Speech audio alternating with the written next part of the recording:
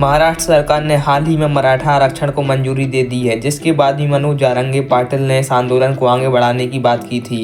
मनोज जारंगे का कहना था कि सरकार ने गलत तरीके से आरक्षण दिया है, जिसकी वजह से वह भूख हड़ताल जारी रखेंगे। इससे पहले जब वो 25 जनवरी को आंदोलन के लिए मुंबई पहुंचे थे तो उनके साथ हजारों की भीड़ थी।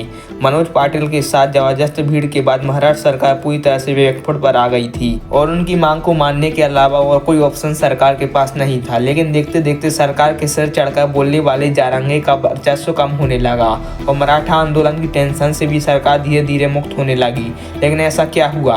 दरअसल इसकी शुरुआत मनोज जारंगे के उकसाने वाले भाषण से हुई थी। उन्होंने डिप्टी सीएम देवेंद्र फडणवीस पर आरोप भी लगाया था कि वह मेरी हत्या भी करा सकते हैं। इसके अलावा उनके खिलाफ आपत्तिजनक बयान देते हुए उनके घर के घेराव की भी धमकी दी थी। इस पर देवेंद्र फडणवीस सख्त हो गए थे और भीड़ में हुई हिंसा की एसआईटी जांच कराने का आदेश दिया था। इसके साथ ही सरकार के सूत्र बताते हैं कि देवेंद्र फडणवीस और कुछ भाजपा नेताओं ने इस मसले पर एकनाथ शिंदे से बात की थी। उन्होंने कहा कि आप मनोज पाटिल को बढ़ावा दे रहे हैं और ऐसा ही रहा तो हम संबंध भी खराब कर सकते हैं। वहीं बीजेपी के एक नेता ने बताया कि हम में से ज़्यादा लोग मानते हैं कि शिंदे के साथ मनोज जारंगे पाटिल के आंदोलन को समर्थन कर रहे हैं।